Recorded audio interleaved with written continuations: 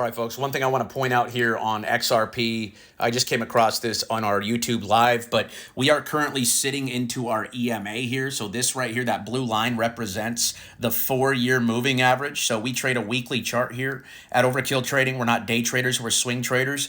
But on the weekly chart, a 200 EMA is the average price over 200 weeks. Right? Because it's 200 weeks because we're on a weekly chart. If we were on a daily chart, it would be a 200-day chart, which would be about a 6-month average. But when we're on the weekly chart, right, it acts as that 4-year moving average. So what I can show you is that every time XRP comes down and hits this line, at least for the last like 2 or 3 years, boom, 126, it bounced right on it right there.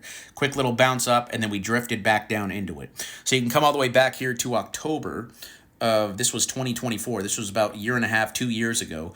Okay, we hit it right there in October, and we ripped all the way up to, what was that, 350. So the whole point of this video is just to talk about, hey, as a trader, as an investor, we want to buy things either on discount or at a fair price. And how we measure whether something is at a fair price here at Overkill Trading is we use indicators, right? We use that moving average. We simply look at the average price over 4 years. Okay, that blue line, the white line is the average price over 1 year.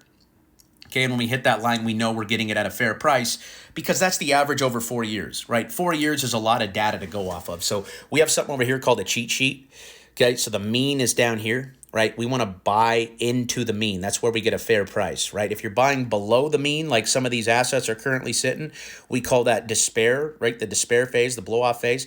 This is when, right, we're 30, 40% off of the mean, right? We're in despair. This is even better if you guys can measure this out, right? But right now, XRP is giving you a fair price, right? If you look at it in regards to the 4-year, you're buying it at a fair price. You're not buying up here with the rest of retail up here at 350, right? That's when things are expensive, right? We don't buy when this wave is up here. We buy it down here when we're getting a green dot. Okay, so again, you look at this chart. We don't want to buy way up off the average.